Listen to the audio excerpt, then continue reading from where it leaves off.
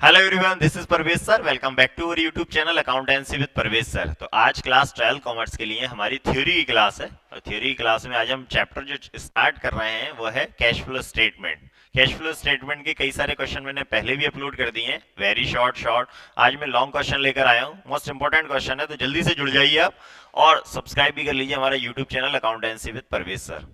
चलिए, तो cash flow statement कि वेरी शॉर्ट शॉर्ट क्वेश्चन पहले ही अपलोड है चैनल पे, आप वहां से पढ़ सकते हैं। आज का जो क्वेश्चन है वो बहुत अच्छा क्वेश्चन है। फाइनेंसिंग एक्टिविटी में कैश है, कैश आता है, कैसे कैश जाता है, कैश का इनफ्लो और कैश का आउटफ्लो फाइनेंशियल एक्टिविटी आज हम पढ़ेंगे। मैंने आपको बताया था कैश फ्लो स्टेटमेंट में जो अकाउंटिंग स्टैंडर्ड 3 है उसमें 3 एक्टिविटीज से कैश का इनफ्लो आउटफ्लो दिखाते हैं, operating activity, investing activity and financial activity. आज का जो क्वेश्चन है हमारा वो फाइनेंशियल एक्टिविटी से कैसे कैश का इनफ्लो और कैश का आउटफ्लो होता है वो आज हम पढ़ेंगे। चलिए, तो करते हैं स्टार्ट आज की क्लास हम। एक्सप्लेन, पहले तो क्वेश्चन ये हमारा है कि explain the major cash inflow and outflow from financing activity. पहले तो ये बात है कि फाइनेंसिंग एक्टिविटी का रिलेशन किस चीज से है।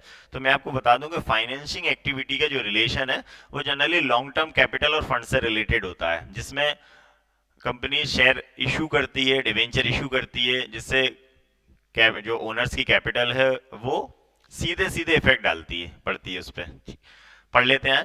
तो explain the major cash inflow and outflow from financing activity. तो फाइनेंसिंग एक्टिविटी से हमें कैश का इनफ्लो और आउटफ्लो कैसे होता है, किन किन चीजों से होता है, वह इस क्वेश्चन में पढ़ेंगे। लिखा हुआ है कि financing activity is generally related to long term capital और फंड। देखिए, जनरली शेयर का इशू करना, डिवेंचर इशू करना, या शेयर का प्रेफरेंस शेयर का रिडेम्पशन करना, या डिवेंचर का रिडेम्पशन करना, या लॉन्ग टर्म लोन लेना, या लॉन्ग टर्म लोन का पेमेंट करना, ये सभी का जो रिलेशन होता है वो long term capital, long term fund से होता है। और फाइनेंसिंग एक्टिविटी में हम इन्हीं चीजों को पढ़ते हैं कि फाइनेंसिंग एक्टिविटी में जनरली कैसी कैसी चीजें, किन किन चीजों से कैश का इनफ्लो आएगा एंड आउटफ्लो आएगा। तो ये लिखा हुआ है कि financing activities is generally related to long term capital. अब ये लॉन्ग टर्म कैपिटल में क्या चीज आती है, जैसे शेयर का इशू होना। तो जब कंपनी अपने शेयर इशू करती है तो लॉन्ग टर्म के लिए इशू किए जाते हैं, कंपनी की लाइफ टाइम के लिए इशू किए जाते हैं। या कंपनी प्रेफरेंस शेयर इशू करती है, वो भी कंपनी के लाइफ टाइम के लिए इशू किए जाते हैं। तो financing activities include those activities which lead to change in owner's capital. मतलब फाइनेंशियल एक्टिविटी में वो एक्टिविटी इंक्लूड होती है जिससे कि ओनर्स की कैपिटल चेंज हो जाती है, ठीक है ना। And long term capital structure. Long term capital structure जो होता है वो कैसे, किस चीज से इफेक्ट होता है, लॉन्ग टर्म बोरोइंग से, लॉन्ग टर्म फंड से, शेयर का इशू होने से, डिवेंचर का इशू होने से, इन सब चीजों से ओनर्स की जो कैपिटल होती है वो चेंज होती है। The issue of shares and debentures and their redemption leads to, ये लीड्स टू गलत छप गया, इसकी जगह आएगा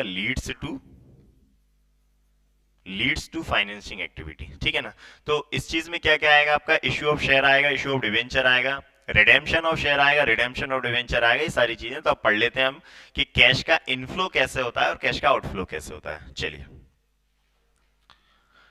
ये कुछ पॉइंट दिए हुए हैं। Following are the main examples of financing activities. तो इसमें कैश का इनफ्लो, कैश का इनफ्लो जो होता है वो कैसे होता है, देखिए किन किन एक्टिविटीज से होता है। तो ये एक्टिविटीज आपको दिमाग में अच्छे से याद रखना है कि फाइनेंशिंग एक्टिविटी में कैश का इनफ्लो किन किन चीजों से होता है। तो अभी तक हमने पढ़ा इस क्वेश्चन में कि कैश का इनफ्लो किस चीज से होगा। एक तो इश्यू ऑफ शेयर से होगा, इश्यू ऑफ डिवेंचर से होगा, लॉन्ग टर्म बोरोइंग से होगा, ठीक है ना। पढ़ लेते हैं। सबसे पहला पॉइंट दिया हुआ है cash received from issue of share. जब भी कंपनी कोई अपने शेयर इशू करती है तो उससे जो भी कैश का कंपनी को फंड रिसीव होता है वो फाइनेंशियल एक्टिविटी के आता है। तो cash received from issue of share, जब भी कंपनी अपने शेयर इशू करेगी तो हो सकता है कि कंपनी इंस्टॉलमेंट में पैसा लेती है, या लमसम में पैसा लेती है, या एक साथ में पैसा लेती है एप्लीकेशन पर।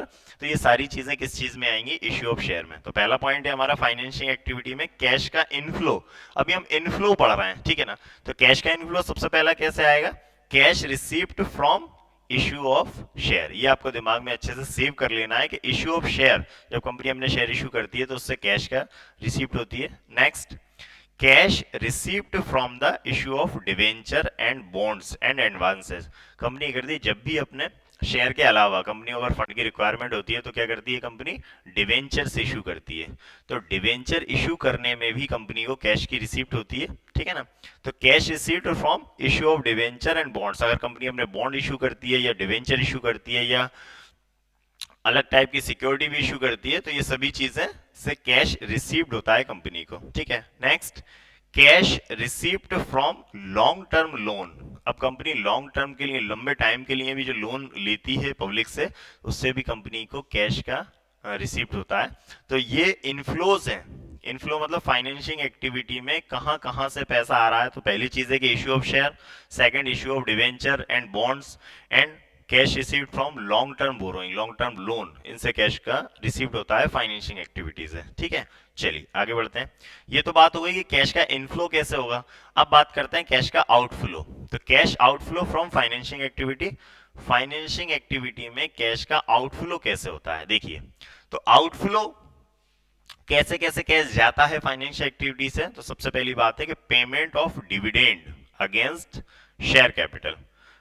पेमेंट ऑफ डिविडेंड, कंपनी जब अपने शेयर इशू करती है तो जब भी हर साल प्रॉफिट कंपनी को होता है तो उस प्रॉफिट में से अपने शेयर होल्डर्स को कुछ पार्ट, मतलब जिसको बोलते हैं कि प्रॉफिट का कुछ अंश, उसको बोलते हैं हम डिविडेंड। तो कंपनी जब डिविडेंड देती है तो उसमें वो फाइनेंशियल एक्टिविटी के में आता है। तो पेमेंट ऑफ डिविडेंड, इसको हिंदी में क्या बोलते हैं हम, लाभांश, payment of dividend against share capital. Next, payment of interest on debentures, जब कंपनी अपने डिवेंचर इशू करती है तो उन डिवेंचर्स पे कंपनी को इंटरेस्ट देना रहता है पब्लिक को। जो भी पब्लिक कंपनी, जो भी पब्लिक है वो कंपनी के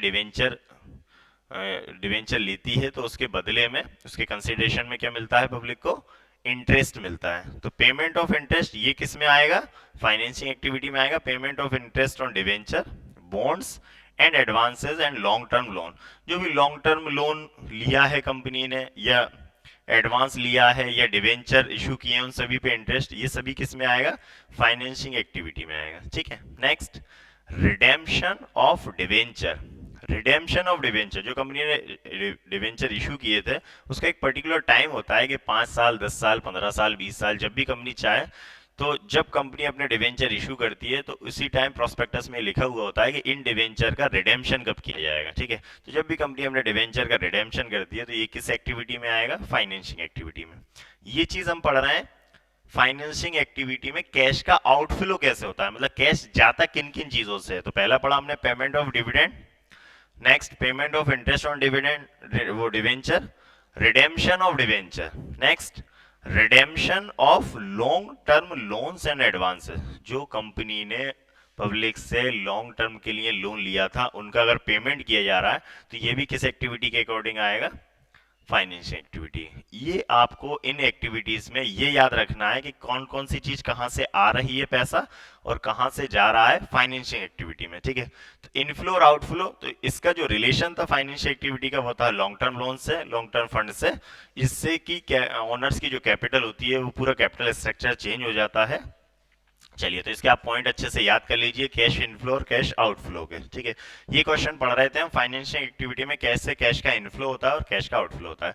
इसी तरह आप जुड़े रहिए हमसे और पढ़ते रहिए अकाउंटेंसी। मिलता हूँ मैं नेक्स्ट वीडियो में फिर से कुछ नया टॉपिक लेके, तब तक thank you and good bye.